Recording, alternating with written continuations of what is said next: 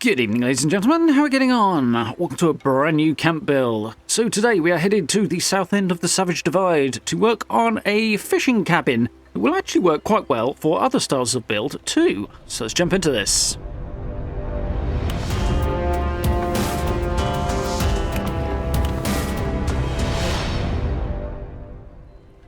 Okay, so I quite like this build. One of the things I'm really pleased with about this is that if you wanted to substitute most of the more complex atomic shop type stuff or stuff that you might not have if you're early on in the game, then you can just replace it with stuff from really early on, vanilla stuff, and it will still work. You can also pick the whole thing up and move it somewhere else if you like, and it will probably work quite well there. But this is where we are on the map at the moment. Pretty darn central and right down at the bottom. You can't go much further south without hitting the edge of the map, actually. So, yeah. About as far down as we can get. And a few fairly recognisable spots not too far away there. But, yeah, I've built down here before, but not in a very long time. So, cool to be back. So, here we go. A little pond kind of thing. And we're going to start working our foundations up from there. Played around a little bit already to get the heights right, just to make life a bit easier. There's actually room here for this to be a little bit further up, but then the front edge won't sit so snug to the ground, so... It's make your choice kind of vibe, because it does affect the back of the build later on as well if we have it low, so it is what it is.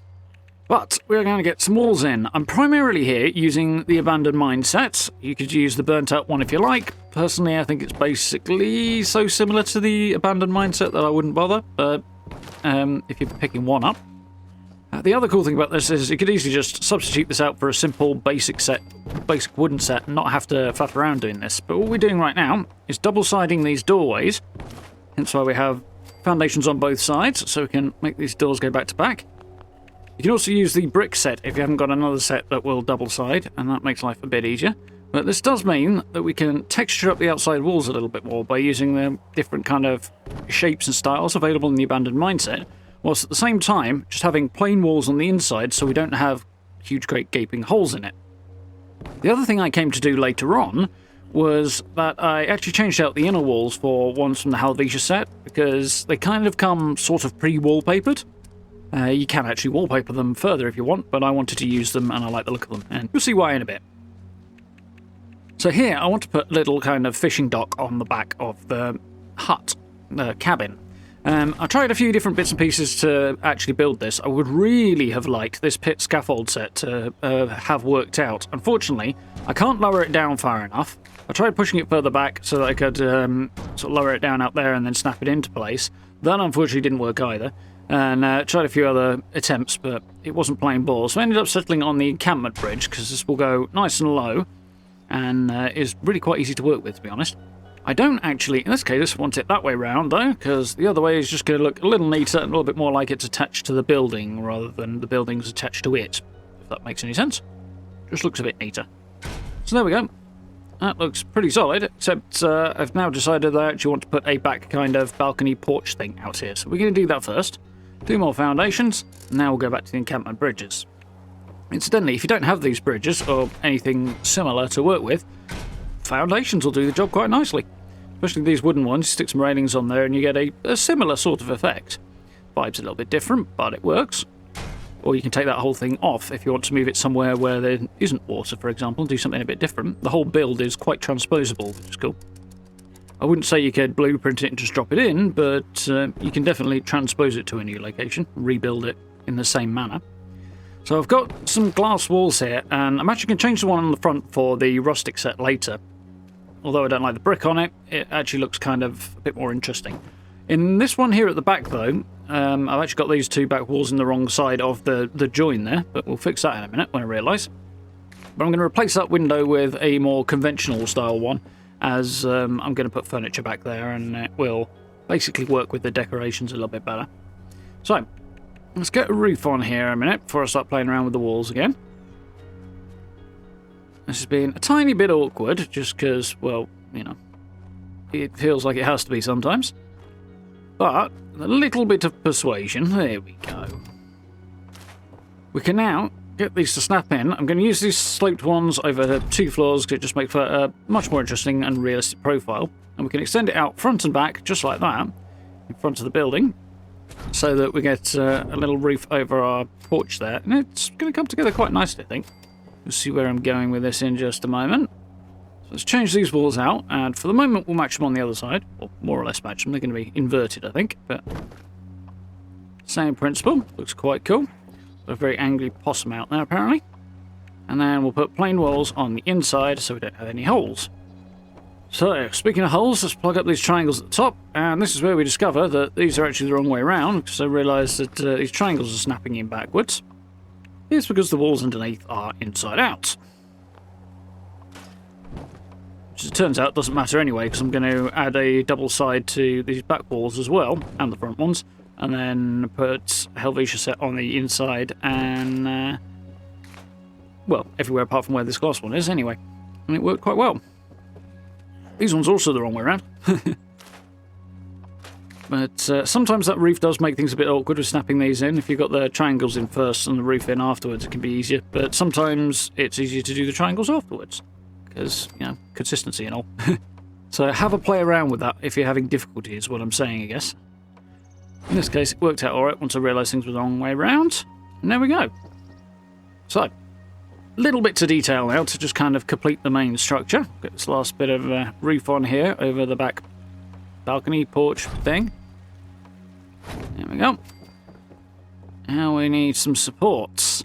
So, an oldie bit of goodie here, and if you haven't seen it before, here's a little refresher on how this works. We want posts on the corner of the foundations, which they won't snap to on their own, so we need to give them a little help. Hence why we're putting an extra foundation on the staircase and then snapping the upper floor on. Then when we snap a second one on here, it'll be offset over the corner of the foundation beneath it, allowing us to take this post and just snap it straight there.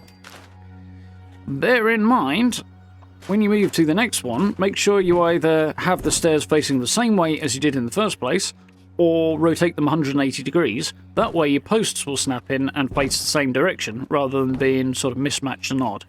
Which is fine if you want to go for that, but if you don't, having them sort of facing the same direction does look a little neater, or a little more purposeful might be a good way of looking at it. So we'll head around to the back and repeat the procedure again. Staircase, floor, floor. One of the cool things about having these posts on the corners using this technique is you can still put railings on and have other things snap into place without the posts interfering so much, whereas if you snap them to the foundation and they are not in the corner, then they start getting in the way with things, which is a bit annoying, but this is a handy workaround for that. And it just looks more logical as well. So there we go. That's the last one. Then progress on. So I'm going to add some fences around here just to kind of enclose this a little bit more, make it look a little bit more complete, a little bit more ramshackle and wasteland.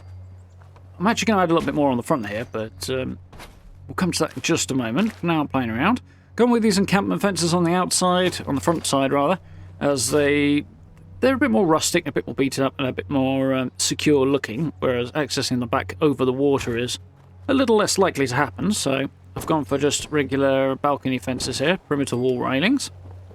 There's no reason you can't use those on the front as well. There we go. Coming together now, just the last few bits to add. A few vines on the outside, just to make the thing a little bit more visually interesting. I'm actually going to put them on basically everywhere that I can here. It works out quite well in the end, as we'll see in the tour in just a moment. Glad we've got these half vines now, but they're not particularly helpful for the situation I'm in.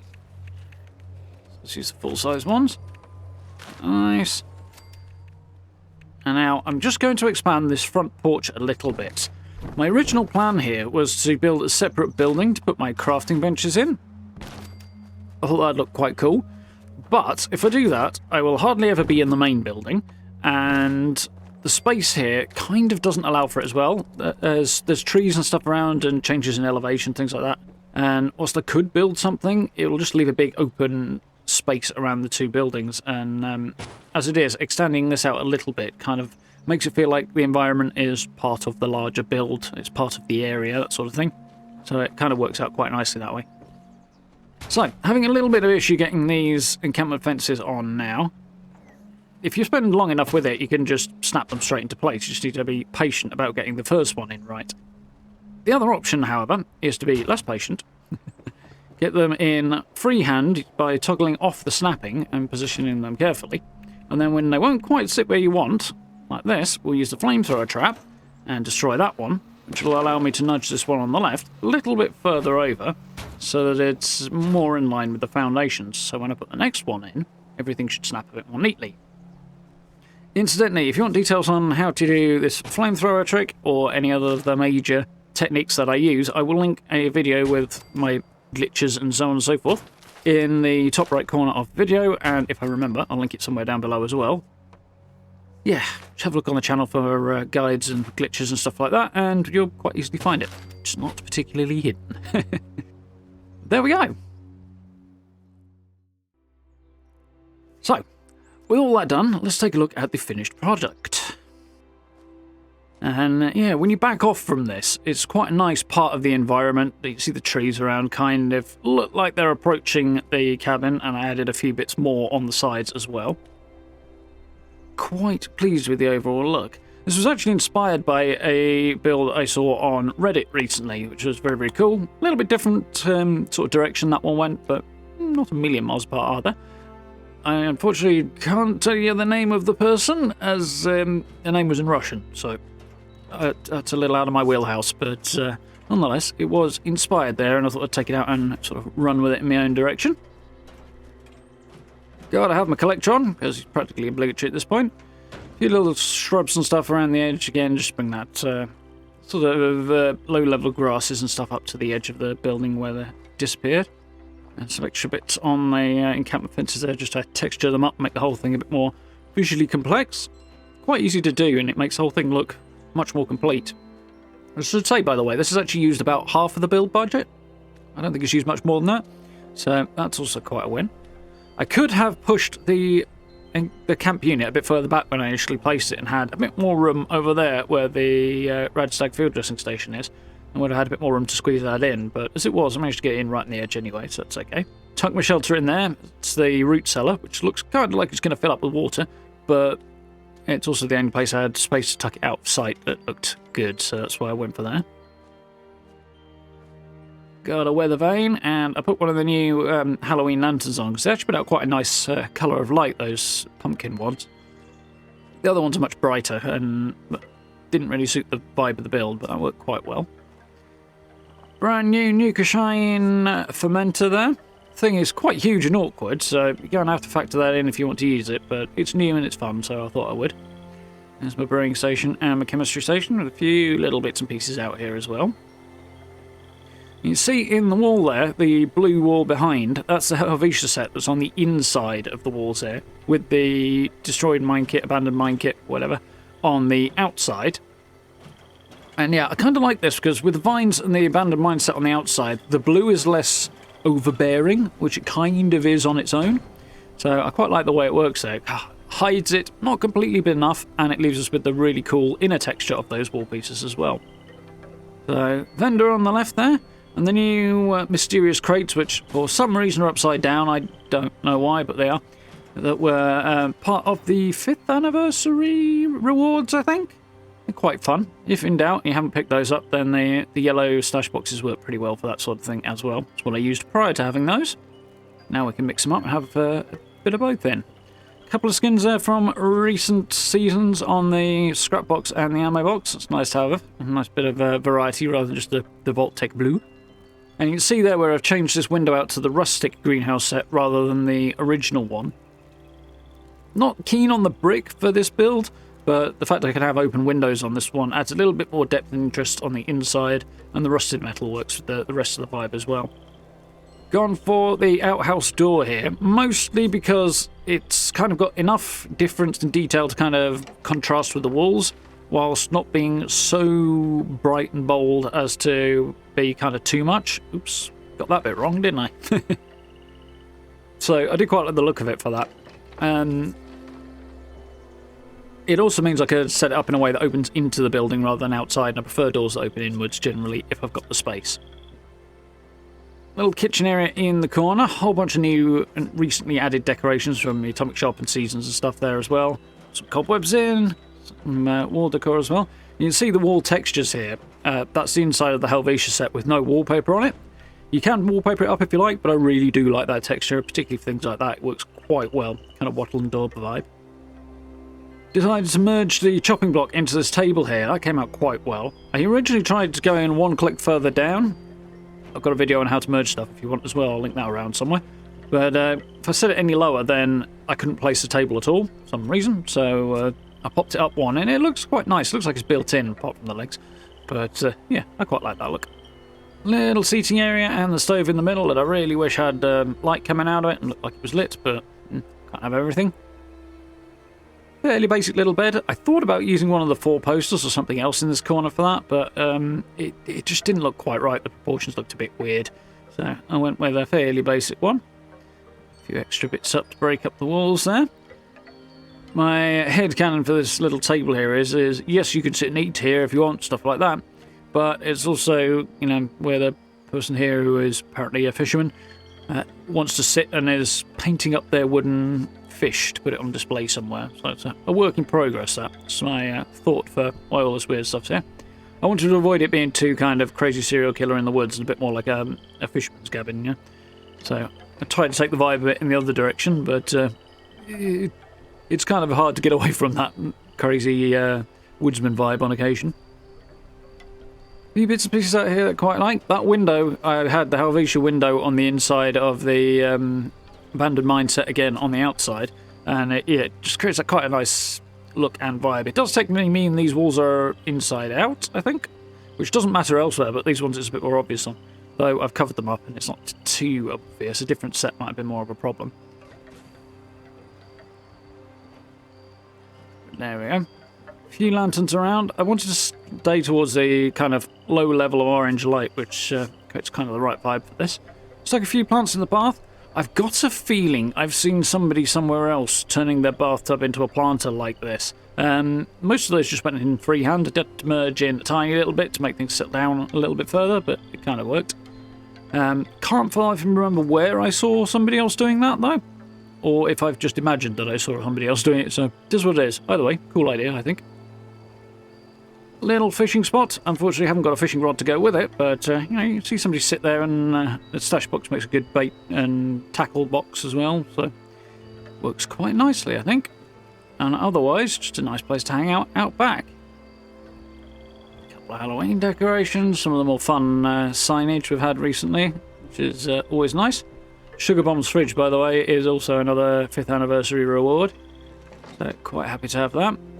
Not entirely sure it blends into this camp, but neither do the other options entirely either, so, you know, it works, sort of.